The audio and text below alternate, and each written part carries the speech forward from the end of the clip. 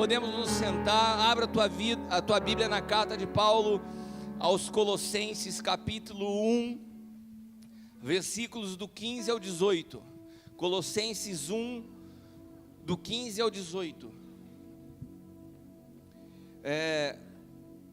Diz assim: o qual é a imagem do Deus invisível, o primogênito de toda a criação, porque nele foram criadas todas as coisas que há nos céus e na terra, visíveis e invisíveis, sejam tronos, sejam dominações, sejam principados, sejam potestades. Tudo foi criado por ele e para ele.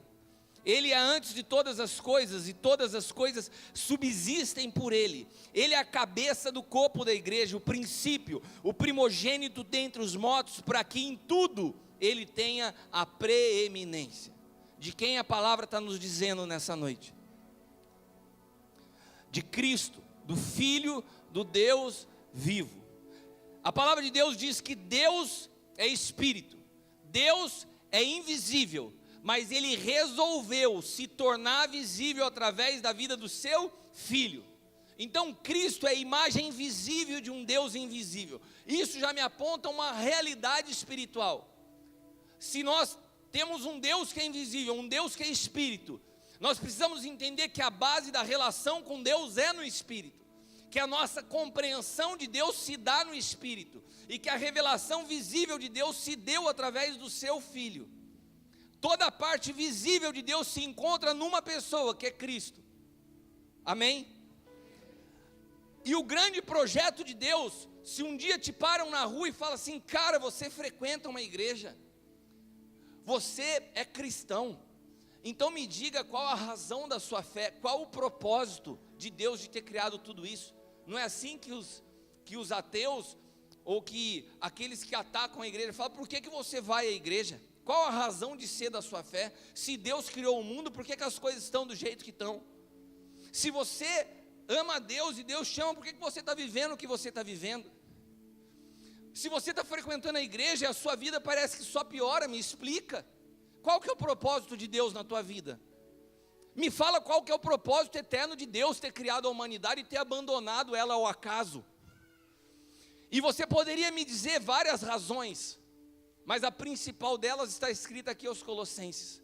Deus criou todas as coisas com um único objetivo: a preeminência, ou em outras palavras, a primazia de Cristo sobre todas as coisas.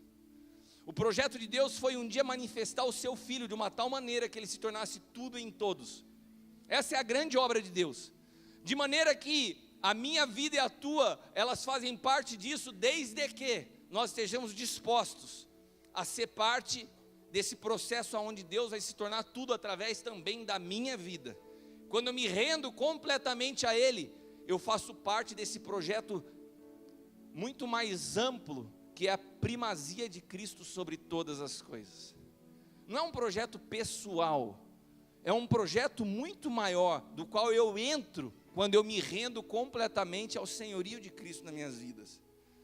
E nós precisamos entender que todas as coisas, invisíveis e visíveis, foram criadas por Ele e através dEle. Entre as coisas visíveis e invisíveis, se nós não nos atentarmos à realidade de um mundo visível e invisível, nós somos seduzidos, nós somos enganados por uma realidade visível que é terrena e temporal, e nos perdemos de vista de uma realidade eterna, atemporal, porque ela é invisível. Repita comigo: a realidade eterna é invisível. Eu não posso ver, mas todos os dias eu sou confrontado com algo visível. E esse algo visível que me confronta todos os dias tenta me roubar de uma realidade eterna e invisível. Todas as vezes que eu olho para as circunstâncias, eu estou vendo coisas que são visíveis, mas que não são eternas. Olha para quem está do teu lado e fala: as circunstâncias vão passar. Mas como você reage a ela, não tem jeito de voltar atrás. As circunstâncias da sua vida vão passar, mas as palavras que você pronuncia no meio delas, não tem jeito de você voltar e retirar. as dívidas vão ser pagas, mas as palavras pronunciadas para aqueles que devem, não tem jeito de tirar. O perdão vai acontecer, mas como nós reagimos no meio de circunstâncias visíveis? Nós somos governados pelo visível ou pelo invisível? E dentre as coisas invisíveis, nós estamos tratando desses dias de algo ainda muito mais imaterial, que é o futuro. Além de ser invisível, não é acessível para mim hoje, dentro de uma realidade natural, a não ser que eu possa ter uma visão profética da vida. Senão o futuro é algo que, além de não fazer parte da minha realidade hoje, eu não posso tocar. Se as coisas invisíveis do meu presente já são difíceis de eu entender, quanto mais as coisas invisíveis que estão para frente. A isso nós damos o nome de futuro. Para viver o futuro, eu preciso acessar o futuro, que é uma realidade invisível, mas disponível, porque no mundo invisível e espiritual não tem o Cronos. Eu posso me mover entre presente, passado e futuro, quando eu me movo no Espírito. Mas se eu não tenho a realidade do invisível, eu não tenho como me movimentar. E a grande arma das trevas é nos prender nas circunstâncias do presente.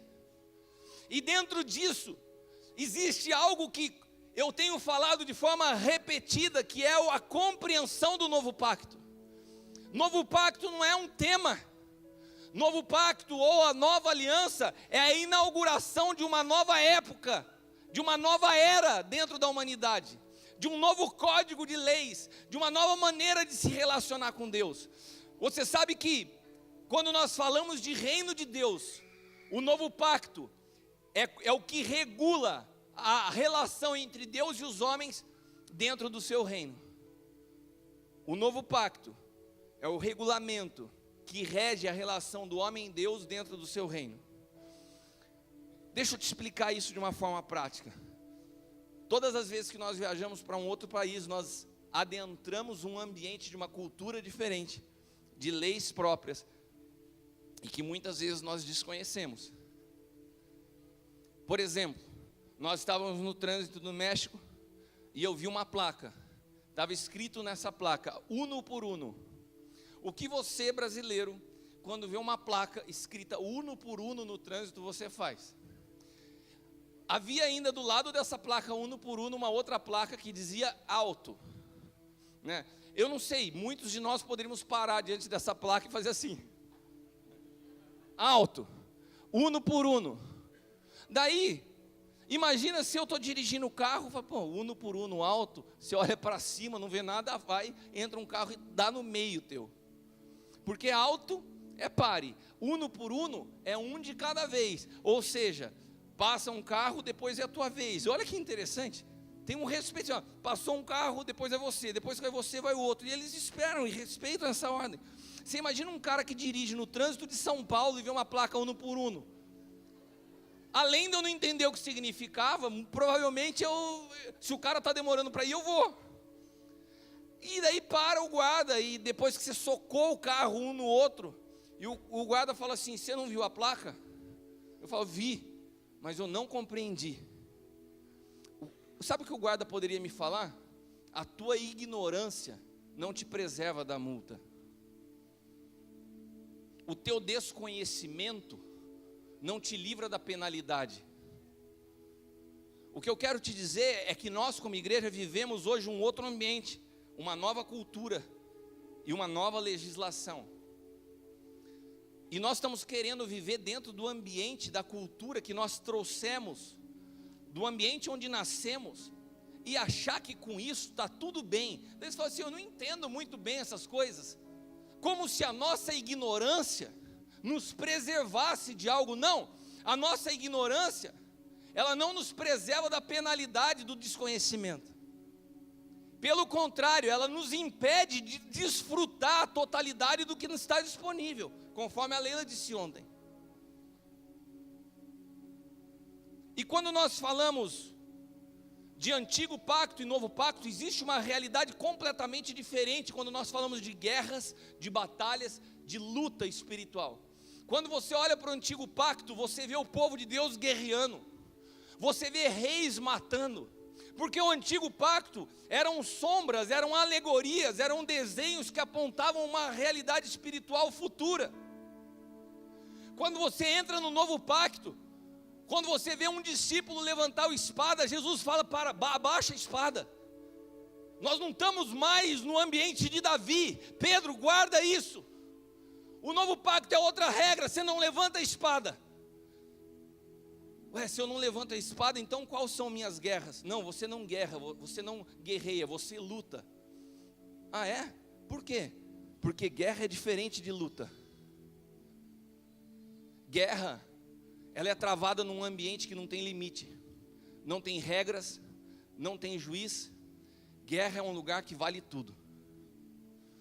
Quando você entra no novo pacto, a palavra de Deus fala: nós não temos que lutar contra a carne e contra o sangue. A nossa luta é contra principados e potestades nas regiões celestiais. Sabe o que a palavra está nos dizendo? Já não há mais guerras, existem lutas. Se a guerra era travada num ambiente externo sem controle, a luta não. A luta é uma palavra que remete a uma competição esportiva. Acontece dentro de um lugar determinado, de um ringue, de um tatame. Tem um juiz, tem tempo para começar, tem tempo para acabar, tem uma regra para o jogo. Nós estamos vivendo hoje dentro de um ambiente de luta e não de guerra. Hoje as coisas que acontecem na nossa vida têm um limite. Existe um juiz, existe um Senhor que controla e que coloca limite a tudo que acontece na minha e na sua vida. E outra coisa, já existe até um julgamento para o nosso adversário, ele já sabe que ele perdeu essa luta. O problema é que enquanto você desconhece o ambiente e as regras dessa luta, você está tomando pau. Você está apanhando porque você não sabe. Você está sendo roubado debaixo dos teus olhos, porque você desconhece uma realidade espiritual. Porque você continua tratando no novo pacto as guerras como se a sua maior batalha fosse com o diabo. Se a tua maior conquista fosse visível. E as pessoas sobem no púlpito para dar testemunho e falam assim: o Senhor me abençoou, olha que bênção, eu comprei um carro novo. Daí o outro vem e fala assim: cara, eu preciso contar uma bênção, eu tenho uma bênção grandiosa para contar, eu comprei minha casa própria. Eu tenho uma outra bênção, e as nossas bênçãos são sempre coisas visíveis e materiais. Porque nós perdemos de vista a realidade invisível. Enquanto nós estamos colocando os olhos nessas coisas que são visíveis, o inimigo segue rindo da nossa cara, porque essas coisas visíveis são só distrações para a grande luta que acontece, que é no nosso interior. O maior problema do diabo não é se você tem um carro ou uma casa nova. Isso no mundo espiritual e na eternidade pouco interferem. A grande luta do diabo é para que Cristo não seja formado dentro de você. As nossas lutas não são externas, elas são internas. E as coisas externas, elas só são distrações para que você perca de foco, que você perca de vista o que está acontecendo dentro de você. Por isso que Paulo falava: ainda que o meu exterior se corrompa, o meu interior se renova de dia a dia. Agora nós não. Quando o nosso exterior se corrompe, o nosso interior definha. Quando os problemas acontecem, nós desanimamos. Quando a escassez vem, nós falamos: cadê Deus? Quando as lutas surgem porque o nosso foco está fora, nós vamos perdendo de vista o que está acontecendo dentro. Sabe por que hoje tem muitos pastores entrando em depressão? Porque o alvo da vida deles como ministério é um sucesso exterior. E sucesso no reino de Deus não é o quanto de gente você tem numa igreja, é o quanto de Cristo você manifesta. Agora, quando eu começo a colocar os meus olhos nessas coisas, seguidores de redes sociais, pessoas que me ouvem, o quanto eu conquisto, a hora que a luta vem e ela é interna, eu não estou habilitado a guerrear com ela.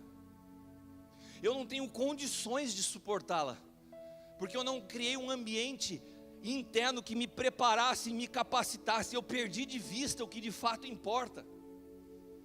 Quantos de nós Estamos perdendo no dia a dia essas lutas, porque o nosso olhar está para fora e não mais para dentro.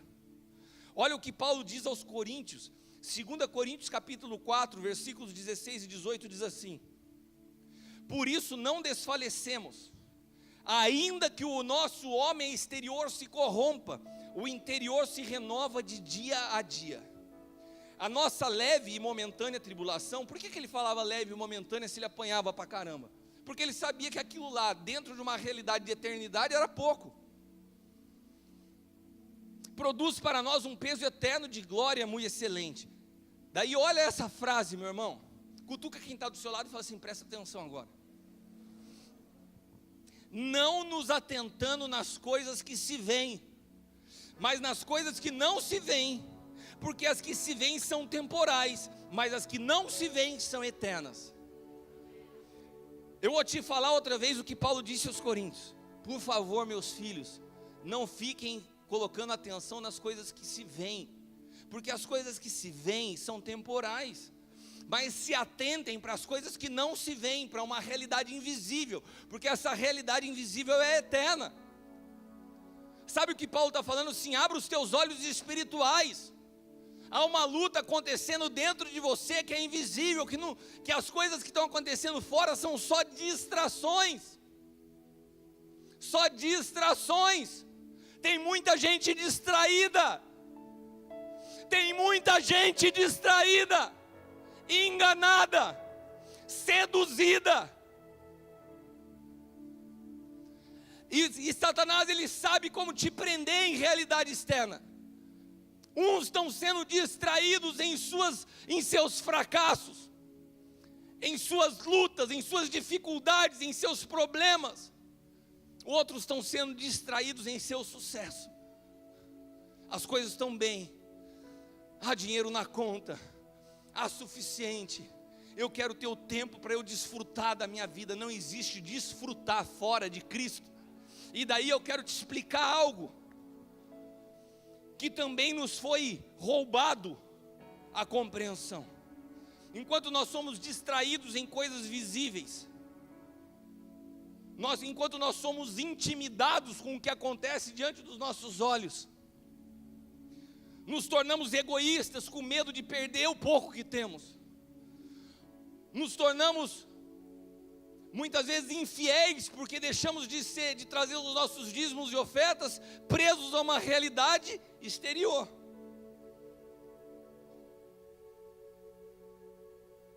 Sabe, eu me lembro no passado, quando eu me converti, a igreja de Cristo sonhava em ser algo mais expressivo, em se tornar mais atraente, em ser com uma aparência menos crente, para que as pessoas pudessem chegar na igreja, se tornasse algo mais legal, mais cool, mais descolado, sei lá. E a igreja conseguiu isso. E a igreja se tornou um ambiente menos pesado aos olhos do mundo. Mas isso trouxe junto uma superficialidade de fé. As pessoas esqueceram que o evangelho não se trata de uma melhora de vida. O evangelho requer a tua entrega total de vida.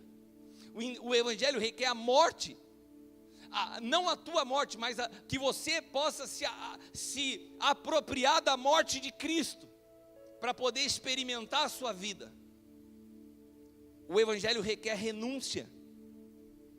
Mas enquanto nós somos distraídos, enquanto nós vamos sendo roubados, nós não temos nem a capacidade de reconhecer quem é o ladrão. Quando a palavra de Deus diz que o ladrão veio para roubar, matar e para destruir, de quem a Bíblia está dizendo?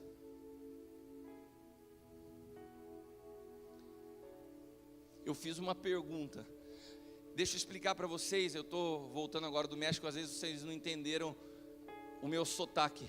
Vou falar agora em português. A palavra de Deus diz em João capítulo 10, versículo 10, que o ladrão, ele não vem senão para roubar, matar e destruir. E Jesus fala assim: eu vim para que tenham vida e tenham com abundância. A minha pergunta para você é: quem é o ladrão? Quem te disse que é Satanás? Aonde que a Bíblia fala? E o ladrão é... Jesus fala, eu vim. Ele fala, eu sou aquele que traz vida em abundância. Agora, aonde a Bíblia fala, o ladrão é Satanás? Quem nos contou isso? Quem nos falou que a Bíblia fala que o ladrão é Satanás? É fácil você ficar pensando que o ladrão é Satanás, porque daí você esquece e você perde de vista o que está te roubando. João capítulo 10, versículo 1, a gente leu o versículo 10, mas o versículo 1 aponta quem é o ladrão. Na verdade vos digo que aquele que não entra pela porta do curral das ovelhas, mas sobe por outra parte, esse é ladrão e salteador. Quem não entra pela porta é ladrão e salteador. Eu te pergunto, quem é a porta? Quem é a porta? Tudo que chega à sua vida que não seja por Cristo é o que te rouba.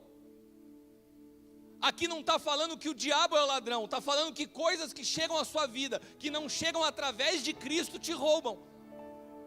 Sabe como muitas pessoas estão sendo roubadas hoje? Através de uma teologia morta, através do humanismo, através do conhecimento humano, que está alicerçado na árvore do conhecimento, mas está totalmente fora da árvore da vida. É letra, mas não tem vida. É conhecimento, mas não produz transformação.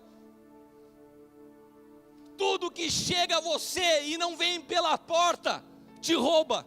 Relacionamentos. Quantas pessoas estão sendo roubadas através de amizades que não foi Cristo que trouxe a você? Quantos namoros que foram iniciados num desejo da alma, mas não veio através de Cristo, e esse namoro te arranca da presença de Deus. Você está sendo roubado com tudo que chega à sua vida que não chega pela porta do aprisco. Tudo que chega até nós, que não chega por Cristo, a Bíblia chama de ladrão. Certa vez encontraram o diabo na sarjeta. Diz que o irmão aí na época do carnaval saiu da igreja e encontrou o diabo na sarjeta. O diabo estava cabisbaixo, chorando. O irmão, cheio da presença de Deus, ficou com dó do diabo. O diabo sentado na sarjeta, ele falou, seu capeta, o que está passando aí? Tudo bem contigo? Ele falou, não estou legal. Por que você não está legal, seu capeta? Ah, esses crentes, cara. Os crentes estão orando muito, te repreendendo, te amarrando. Não é isso não. Agora tudo é minha culpa. Tudo que acontece com ele sou eu. Isso não é verdade. Eu posso ser o pai da mentira, mas isso não é verdade. A maioria dos problemas que esses caras têm é consequência dos erros deles. Mas ficou fácil jogar a culpa em mim, eu não aguento mais. Diz que o irmão quase quis convidar o diabo para aceitar Jesus. Mas sabe, ficou cômodo para nós como igreja transferir a culpa toda para o diabo. A maioria das coisas que nos rouba hoje não são mais diretamente produzidas pelo diabo. Tudo que chega até nós, que não chega através de Cristo, nos rouba. Palavras que nascem da alma, palavras que nascem de um interesse de manipulação. Quantas pessoas estão enchendo templos e estão sendo roubadas? Porque não há um propósito de produzir transformação na vida. Há um propósito somente de acumular gente.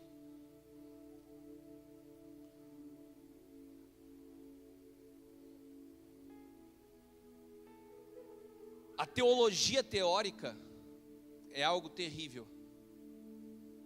A imaginação humana é algo terrível. Tudo que você imagina, tudo que você concebe na sua mente que não vem de Cristo te rouba. Teus pensamentos podem estar te roubando. Sabe, quando você olha para o teu passado, que já não deu certo, e olha para o teu presente e fala, não vai dar certo de novo, isso não tem a influência do diabo, é a tua mente trabalhando contigo, e você está sendo roubado por ela, porque esse pensamento chegou até você não por Cristo, chegou até você por fruto da tua experiência do passado, Porque você não consegue mais olhar para o teu futuro a partir de Cristo, você olha a partir da tua experiência. E é por isso que Cristo, quando Jesus se encontra no Nicodemos, ele fala: cara, é necessário você nascer de novo. Você não pode tentar me conceber através do teu entendimento humano. Você precisa de uma nova visão. Você precisa nascer de novo.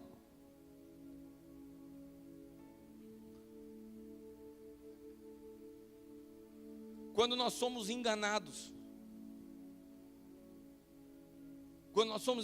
pela nossa mente, nós perdemos de vista o que de fato tem valor na vida. E hoje as redes sociais, elas contribuem muito para isso. Porque você entra em qualquer que sejam as redes sociais, seja Facebook, seja Instagram, e parece que está todo mundo feliz, menos você. Parece que está todo mundo se dando bem, menos você. E daí você tem uma tendência de perder de vista o que de fato tem valor na vida. O que está acontecendo dentro de você. O maior roubo da nação de Israel foi produzido pela religiosidade de um pensamento que conhecia a Deus como o Senhor dos exércitos, o Senhor das batalhas.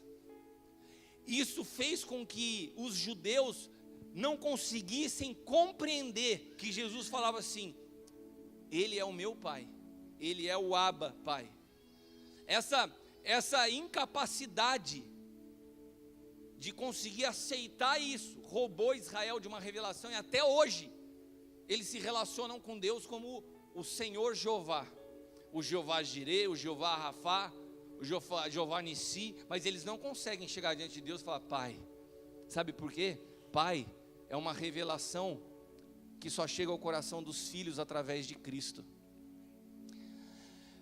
É Cristo que nos aponta o Pai, a religião aponta um Senhor.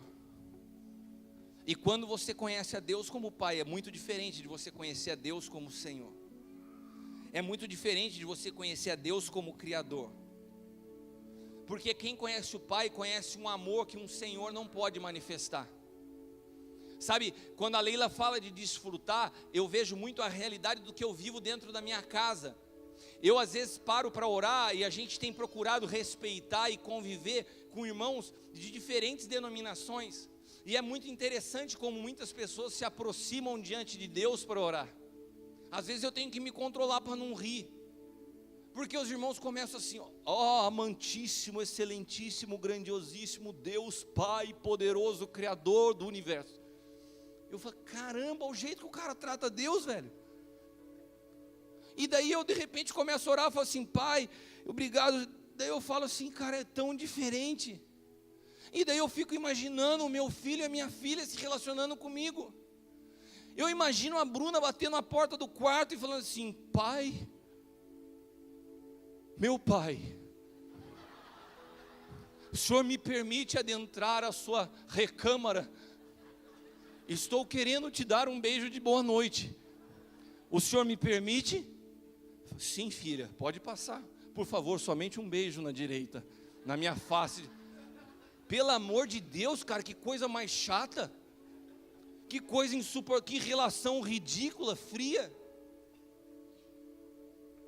Um dia eu cheguei em casa e cometi a insanidade de falar para eles: meu, tudo que é meu é de vocês.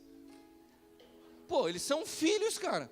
Eles entenderam bem. Eu cheguei em casa, não achei mais meu tênis, não achei camiseta, o Caio pegou tudo. Sabe o que é isso? É consciência de que é filho. Você falou. Eu falei: cara, cadê meu tênis? E você falou. Eu falei mesmo. E no fundo até achei engraçado. Um dia ele me convidou, falou: vamos na academia junto? Vamos. Quando eu chego, ele está com a minha bermuda, eu falo: onde você vai? Maurílio gosta, né, Maurílio? Maurílio vibra.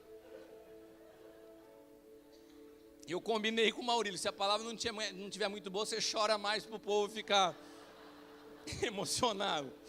Tá dando certo, Maurílio, estamos indo bem.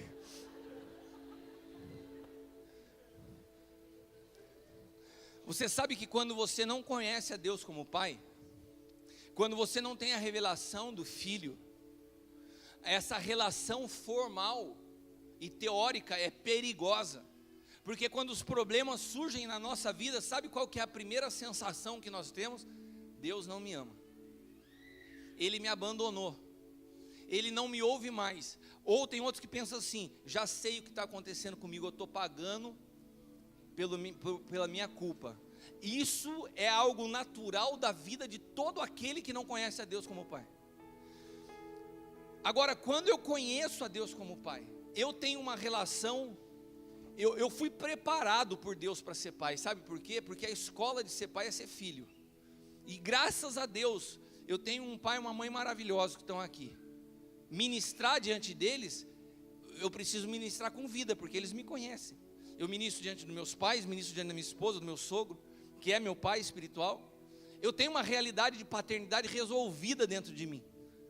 Então, quando os problemas vieram na minha vida, quando o chão saiu, quando o mundo desabou, quando o caos se instalou, a palavra que você quiser usar como expressão, eu não entrei numa noia de achar que Deus me abandonou. Eu não entrei em parafuso pensando: Deus não me ama. Nunca isso passou na minha cabeça. A Leila, com quem eu mais me abro, ela sabe disso. Nunca houve em mim a dúvida: Deus não me ama. Não, isso nunca passou. Eu entendia algo, e eu falava para a Leila: às vezes Deus me acha mais forte do que pode ser que Ele esteja pensando. Mas eu pensei, acho que Ele sabe melhor de mim do que eu mesmo. Então vamos confiar que eu vou conseguir suportar.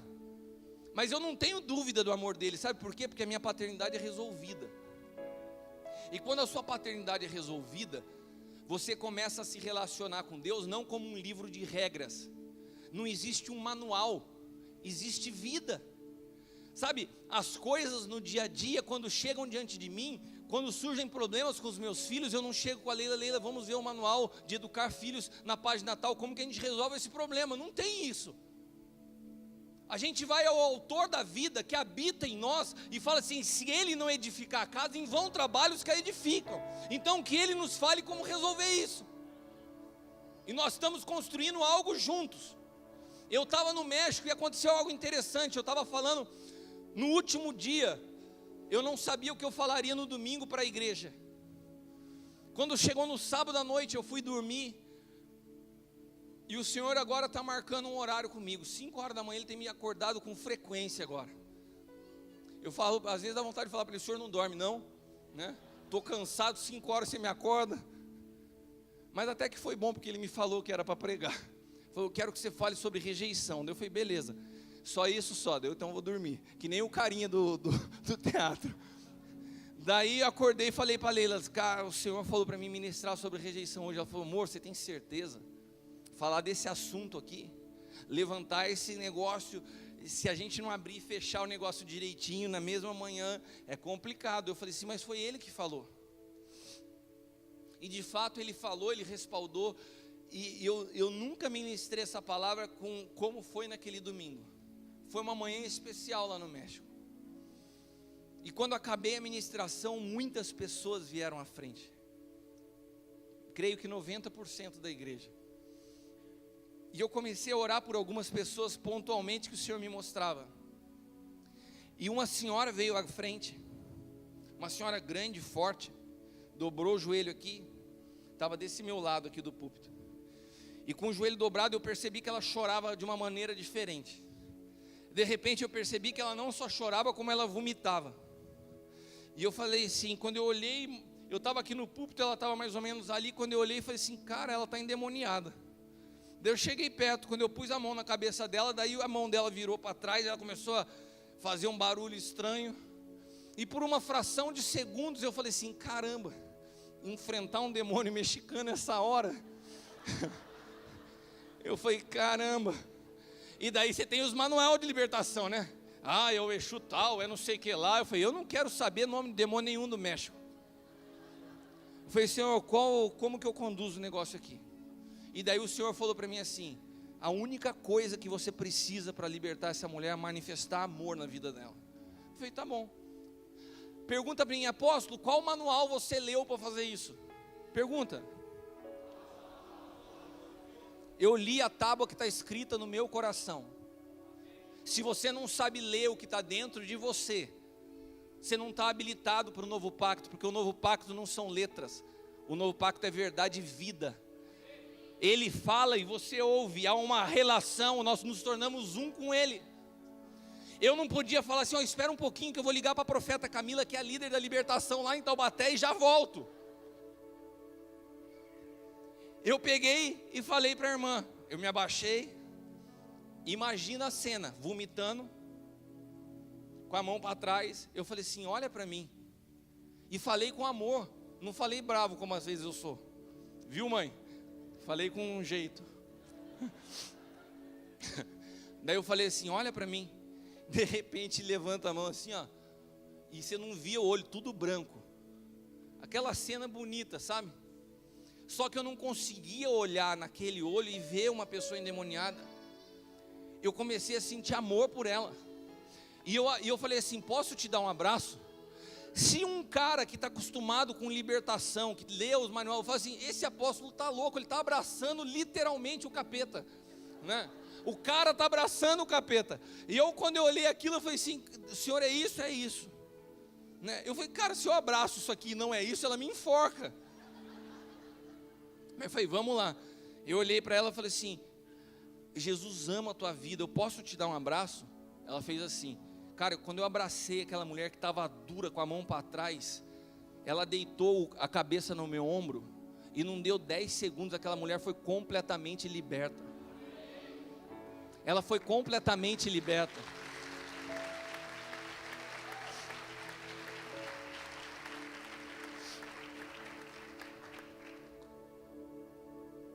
Uma das provas que nós estamos nos tornando responsáveis pelo futuro é a nossa capacidade de amar o próximo.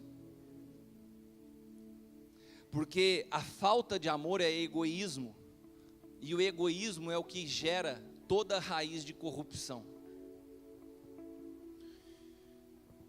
A palavra de Deus diz que quando perguntaram a Jesus qual era o maior mandamento, ele disse amar a Deus sobre todas as coisas. Mas o segundo, semelhante a esse, é amar o próximo como a ti mesmo.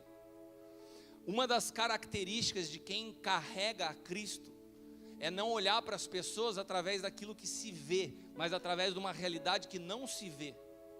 Agora, se você é alguém preso a uma realidade visível, se você mede a sua vida pelo que você tem, se você age na sua vida e mede a bênção de Deus pelas coisas que acontecem ao seu lado, vai ser impossível você olhar para alguém e ver uma realidade invisível, se a tua vida é pautada no que é visível.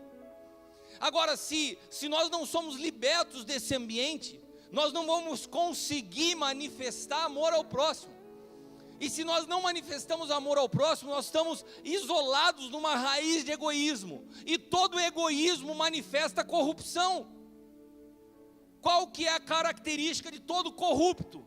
É egoísta. Ele não consegue pensar no amanhã. Ele não consegue pensar na conta que ele está deixando para a geração que vem. Eu vou tirar o meu e pronto.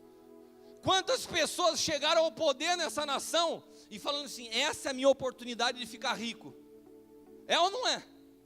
Daí aproveitam de um mandato, de 2 mandatos e acumulam e roubam o que podem, porque são egoístas. Daí, prestem atenção, daí quando vem um Bolsonaro na televisão e fala assim, o problema dessa nação é falta de amor. Sabe o que pastor dessa região vai para as redes sociais e fala que ele é o Tiririca Gospel, que ele é um palhaço?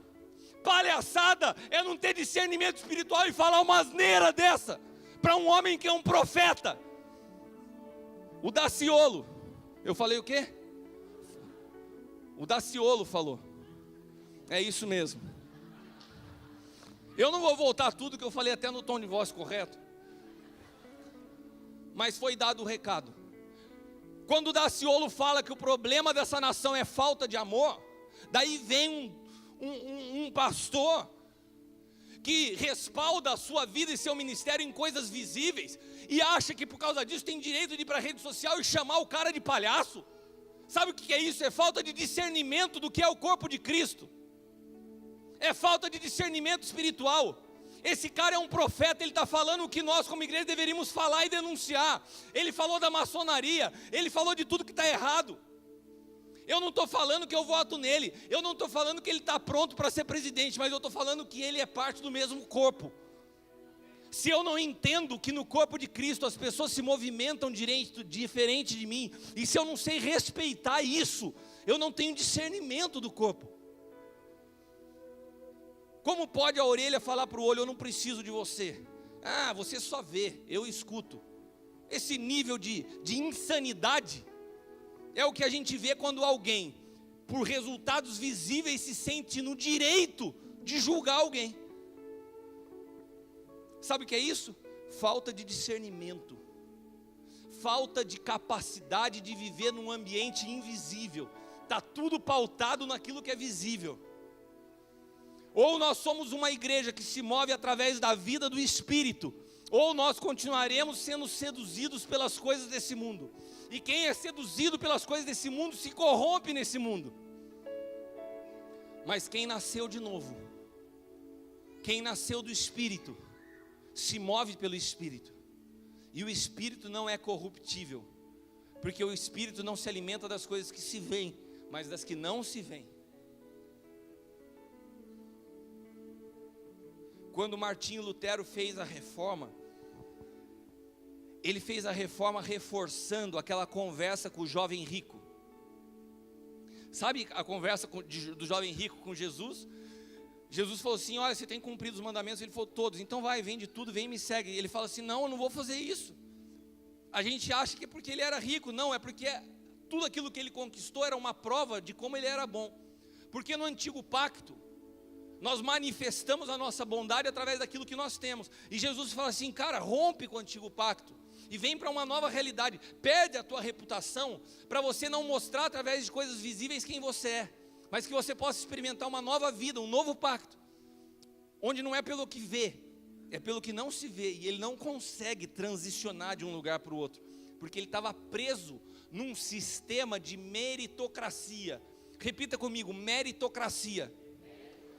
Eu faço, eu tenho direito. Eu faço, eu tenho direito.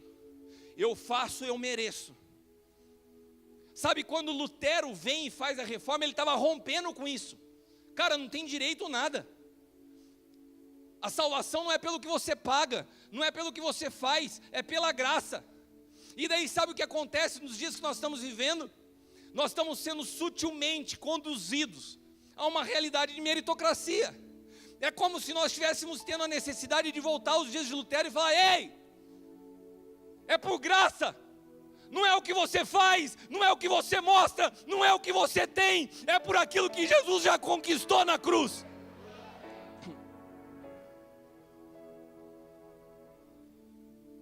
O que custou a vida de alguns para poder retirar a meritocracia da contaminação do Evangelho, está sendo sutilmente trazido novamente ao cenário nos dias de hoje, com outra roupagem.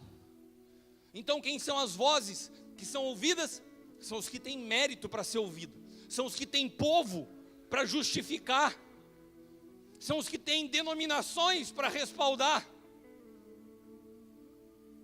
Mas eu quero te dizer uma coisa, no reino de Deus, poder não tem nada a ver com autoridade. Poder até o diabo tem. Agora autoridade só aquele que nasceu de novo e carrega Cristo.